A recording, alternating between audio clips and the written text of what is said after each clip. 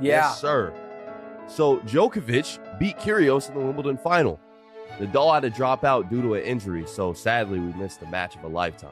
Yeah. But who is ahead in the GOAT discussion now? And what happens if Novak has to skip the U.S. Open and the Australian Open due to his vaccine status? Okay, first of all, I now understand why you didn't pronounce air correctly. Because you spent all your pronunciation, time, and energy on Nadal and Djokovic and Wimbledon and all of it, and you and Kyrgios, and you nailed it. I mean, you didn't call him Kyrgios. You nailed it. You got Djokovic exactly right. I am proud of you in that regard. Okay, I still think Rafa Nadal is the greatest tennis player ever.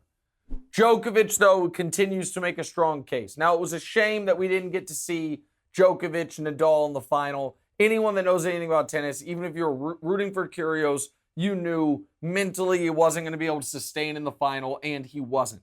Demonze, in the final, he started screaming at his own coaches for not cheering hard enough for him. He was like, I'm up 40 love, and you sit down. You got to keep yelling throughout the point. You got to stand. He's on the court yelling at him while he's melting down. He tried to get a lady ejected because he said she was heckling him. He was yelling at the ump. Kyrgios is just out of his mind. I like him a lot, but he's just out of his mind. I feel like some tennis players have like the potential to be some of the most snobby people ever. So he's not that, though. So he's not, you're right about that. But that's not him.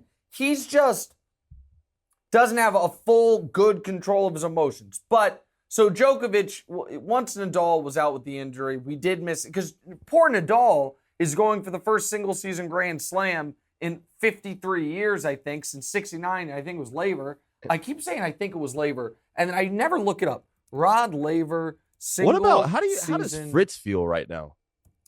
Fritz? Who's Fritz? Fritz, the guy that Nadal faced before he dropped out because of his injury. Oh, the match we watched. Mr. Fritz, yeah. So that's what I wanted. Yeah, that he couldn't beat him even when he was hurt. That's tough. what I wanted to ask you about. So I made you and your wonderful girlfriend come upstairs to watch the 5th set of Nadal in the quarterfinals. Be honest, You're not going to hurt my feelings. And at one point you did fall asleep. But you have a bit of narcolepsy where you can just like fall asleep like that and then be right back up. Yeah. What you watched, was it or was it not compelling? It definitely, yes, it was much more interesting than I anticipated. And like I told my cousin, Fall May, it did up my tennis interest about 15-20%. It does, like, when you see like the little strategy, cool things that they have to do, the different things you have to do, and trying to like the different shots. Because I saw you at one point, you went, "Ooh, he noticed he that got him. He, like, I knew he got him. He got him. It's good, man. Yeah. Oh yeah, U.S. Open, here we come. But here's the thing about the U.S. Open that's interesting. So Federer obviously isn't going to be playing. Federer's done essentially. He says he's going to play one more Wimbledon. We'll see. Djokovic won't get vaccinated. And theoretically, that means he can't play in the U.S. Open. I don't even know if he can come into the country.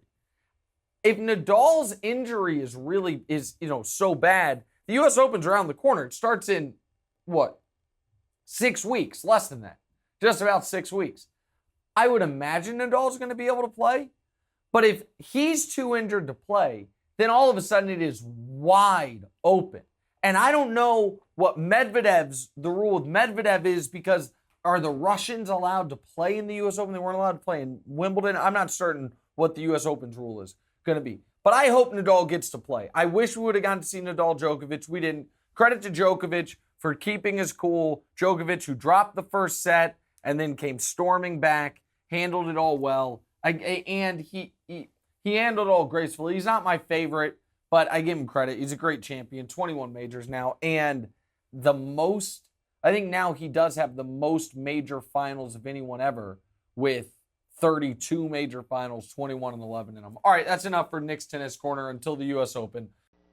Hey, thanks for watching. Hit the subscribe button to get more from the show, and make sure to click the bell to get notified every time new content drops.